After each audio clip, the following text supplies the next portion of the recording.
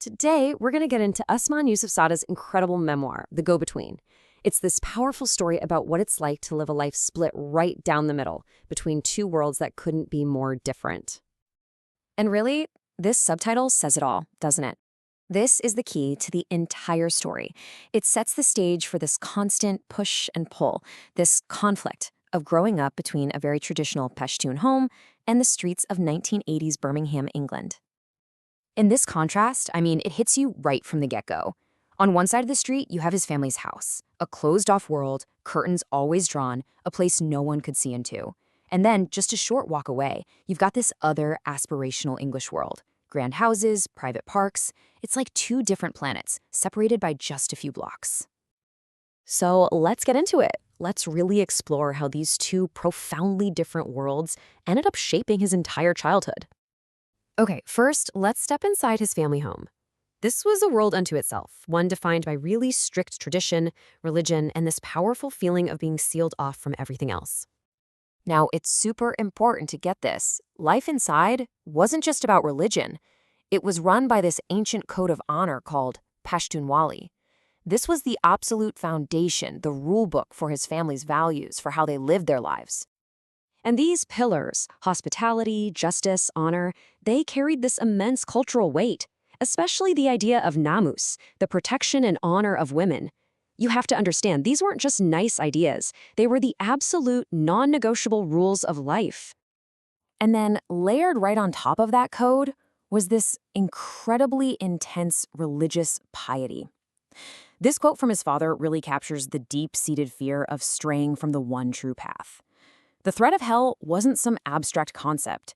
It was a real, terrifying, furnace of hell consequence for doing something as simple as worshiping an idol. Which makes this little act of childhood rebellion so poignant. In secret, out in the outhouse, Osman built this little shrine for his sister's Barbie doll. He even made a tiny burqa for her out of fabric scraps. It was just an innocent game, right?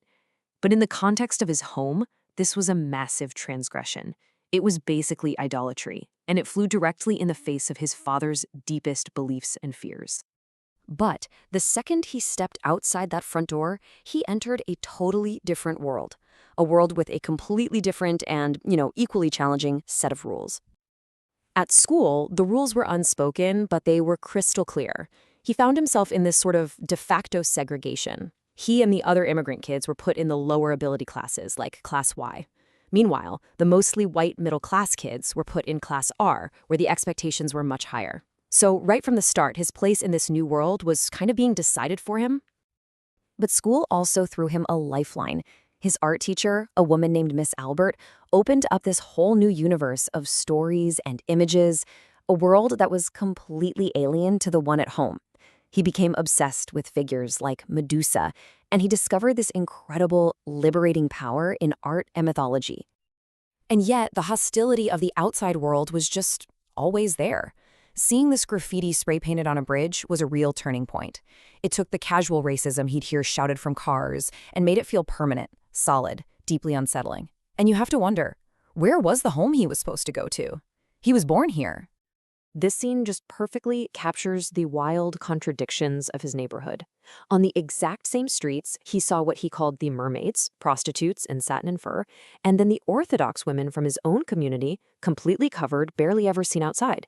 Just imagine being a young boy trying to figure out the world, seeing these two extremes. It had to be a dizzying spectacle.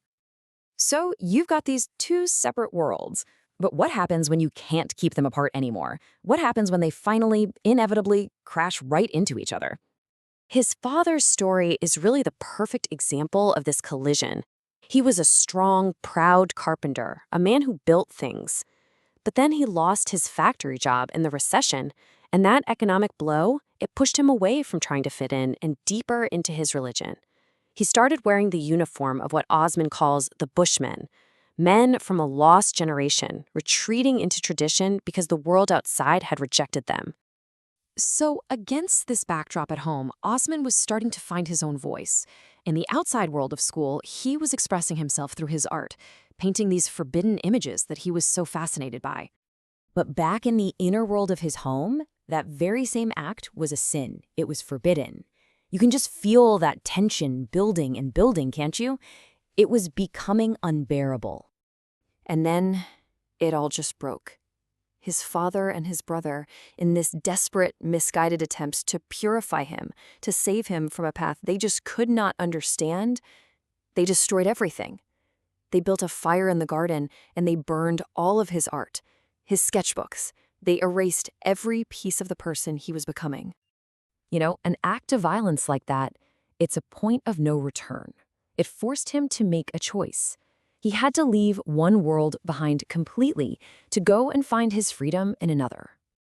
And in London, wow, did he find it? It was a whole new universe of freedom. He discovered a world of clubs and drag queens, of fluid identities.